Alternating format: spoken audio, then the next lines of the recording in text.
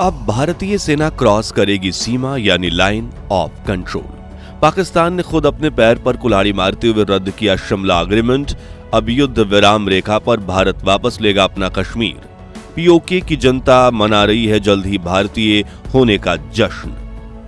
जी हां दोस्तों, पहलगाम नरसंहार के बाद भारत ने बिना एक भी गोली चलाए पाकिस्तान को ऐसे माइंड वॉर, साइबर वॉर और डिप्लोमेटिक वॉर की चपेट में ले लिया है, जिसके जाल में फंसते हुए पाकिस्तान ने आखिरकार वो गलत कदम उठा लिया है जो भारत शुरुआत से चाहता था।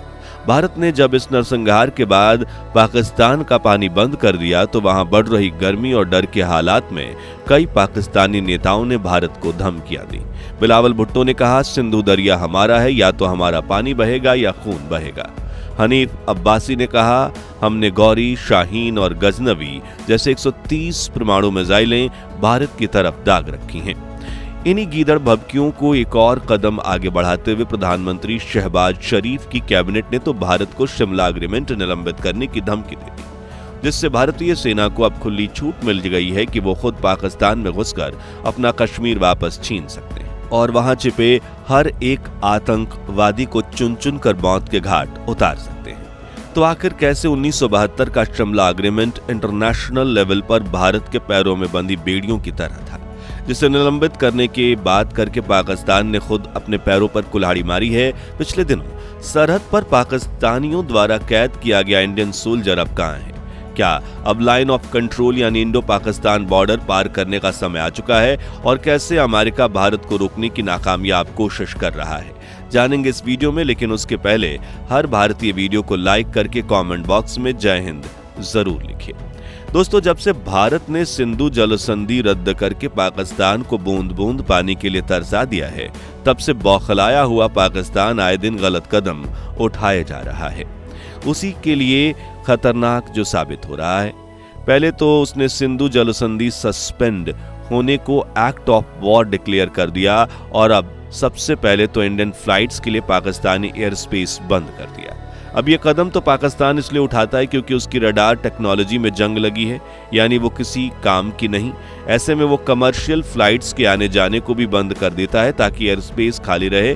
भारत से कोई भी हवाई एक्टिविटी हो तो शायद रडार उन्हें ट्रैक कर पाए, यानी वो एयर स्ट्राइक से बचने के लिए कदम लेता है। फिर उसने भारत के साथ सभी ट्रेड कैंसिल कर दिए, इंडियंस को पाकिस्तान का वीजा देना बंद कर दिया और एक तरह से इंडियन गवर्नमेंट की तरह लिए गए हर डिसीजन को कॉपी पेस्ट कर दिया। अब यहां तक तो ठीक था, लेकिन पाकिस्तान ने एक कदम आगे बढ़ते हुए शिमला समझौते को भी रद्द करने की धमकी दे दी, जिसका इंतजार भारत बरसों से कर रहा है। अब ये पाकिस्तान की सबसे बड़ी गलतियां क्यों मानी जा रही हैं, वो समझने के लिए हमें इस समझौते के बारे में थोड़ा जानना होगा। साल था 1971 जब पाकिस्तान के दो टुकड़े हुए और बांग्लादेश एक नया देश बना। तब भारतीय सेना ने 93,000 से ज्यादा सैनिकों को बंदी बनाया जो पाकिस्तानी थे। यह इतिहास का सबसे बड़ा मिलिट्री सरेंडर था और उस समय पाकिस्तान की हालत इतनी खराब थी कि भारत कुछ भी शर्त रख सकता था, जैसे कि पीओके वापस लेना, लेकिन भारत ने शांति का रास्ता चुना और इसी के तहत 1972 में हुआ शिमला एग्रीमेंट। इस समझौते के मुताबिक भारत और पाकिस्तान ने आपसी विवादों को बातचीत से सुलझाने का वादा किया। इसके अलावा कई फैसले किए गए जो सिर्फ और सिर्फ पाकिस्तान के फायदे के थे, जैसे कि भारत ने पाकिस्तान के 93,000 सैनिकों को रिहा कर दिया, लेकिन पाकिस्तान ने जिन 54 भारतीय सैनिकों को कब्जे में लिया, उनके साथ क्या हुआ वो आज भी एक रहस्य बना हुआ है। यहाँ सबसे हैरानी की बात यह थी कि 1972 शिमला एग्रीमेंट में तय हुआ कि जम्मू कश्मीर में युद्ध विराम रेखा को ही लाइन ऑफ कंट्रोल यानी इंडिया पाकिस्तान बॉर्डर माना जाएगा। इसी के साथ पाकिस्तान ने 1948 के युद्ध में कश्मीर के जिस हिस्से को अवैध रूप से कब्जे में लिया था, वो पाकिस्तान ने 1984 के युद्ध में कश्मीर के जिस हिस्से को अवैध रूप से लिया, वो पाकिस्तान ऑक्युपाइड कश्मीर हो गया। साथ ही आपसी सहमति दिखाई गई कि लाइन ऑफ कंट्रोल को कोई भी देश पार नहीं करेगा, यानी भारत ने उस वक्त अपने हक का पीओके सिर्फ एक कागज के टुकड़े के लिए छोड़ दिया, ये सोचकर कि भविष्य में शांति बनी रहे। मगर बदले में क्या मिला? कुछ नहीं। पाकिस्तान ने हमेशा इस समझौते का उल्लंघन किया। उसने 1984 में सियाचिन को कब्जे में लेने की कोशिश की, 1999 में लाइन ऑफ कंट्रोल को पार करके करगिल में घुसपैठ की, जिसकी वजह से करगिल युद्ध हुआ और आए दिन आतंकवादी हमले होते ही रहते हैं। लेकिन भारत ने फिर भी शिमला एग्रीमेंट का मान रखते हुए कभी पाकिस्तान पर हमला नहीं किया। लेकिन अब जब पाकिस्तान खुद इस समझौते को रद्द करने की बात कर रहा है तो इसका सीधा मतलब है कि अब भारत के हाथ बंधे नहीं हैं। अब अगर भारतीय सेना LOC पार करके अपने कब्जे का कश्मीर वापस लेने के लिए निकले तो उसके लिए कोई इंटरनेशनल समझौता नहीं रोकेगा। यानी पाकिस्तान ने खुद ही भारत को ओपन पास दे दिया है युद्ध के मैदान में उतरने का।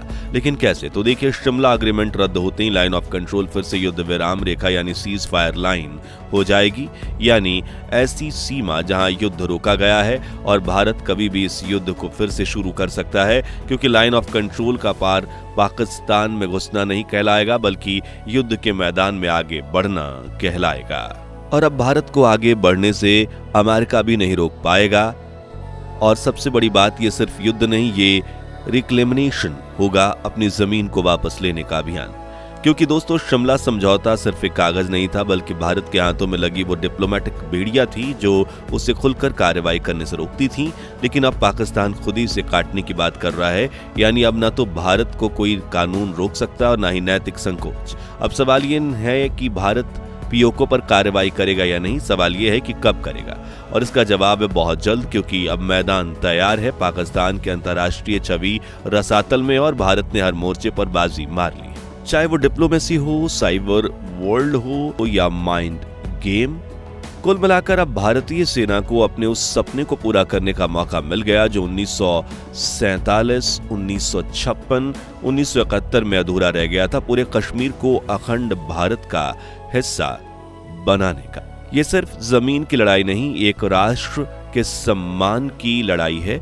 ये उस तिरंगे का सम्मान है जिसे हर कश्मीरी अपने दिल से अपनाना चाहता है, फिर चाहे वो जम्मू कश्मीर में रहने वाले भारतीय हों या POK में रहने वाले पाकिस्तानी। क्योंकि पाकिस्तानी सरकार ने उन कश्मीरियों का सिर्फ शोषण किया है और आतंकवाद को पनाह देकर उनके मासूम बच्चों को टेररिज्म की दलदल में धकेला। इसलिए अब POK की आवाम को ही भारत का हिस्सा बनाना है।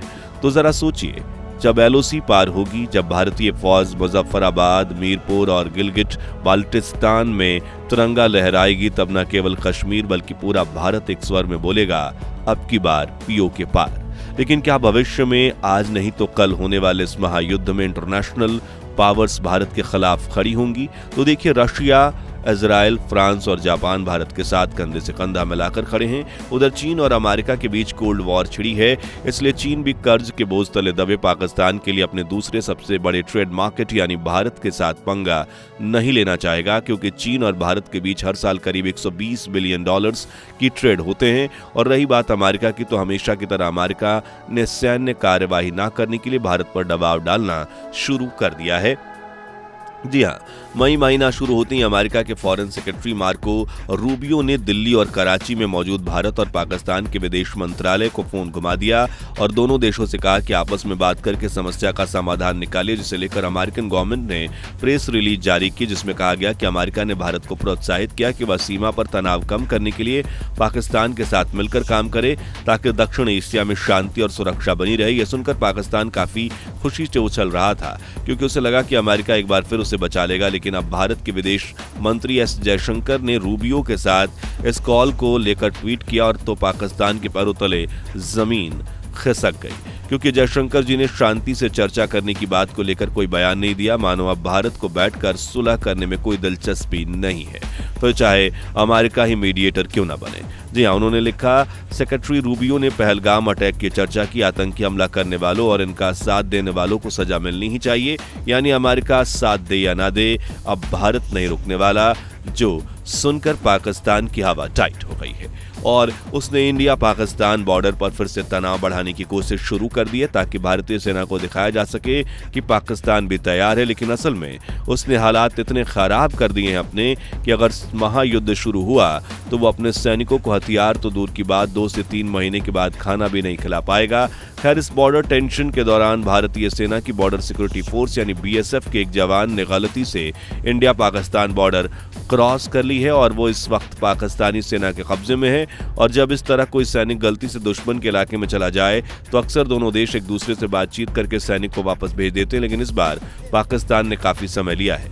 ऐसे में हमारे जवान पूर्णब कुमार शॉ की वापसी के लिए प्रार्थना करनी चाहिए। तो क्या भारतीय सेना को फुल स्केल अटैक करके पाकिस्तान से अपना कश्मीर वापस लेना चाहिए या फिर सीधा लाहौर और कराची में हमला करके पाकिस्तानी फौज की हाईकमांड का पत्ता साफ कर देना चाहिए? अपना ओपिनियन हमें कमेंट्स में बताइए। ये वीडियो अच्छी लगी हो तो इसे लाइक और शेयर करके हर देशवासी तक पहुंचाइए और आगे भी लेटेस्ट खबरों के लिए इस चैनल को सब्सक्राइब करके पास वाली घंटी जरूर बजा दीजिए। जय हिंद, जय भारत।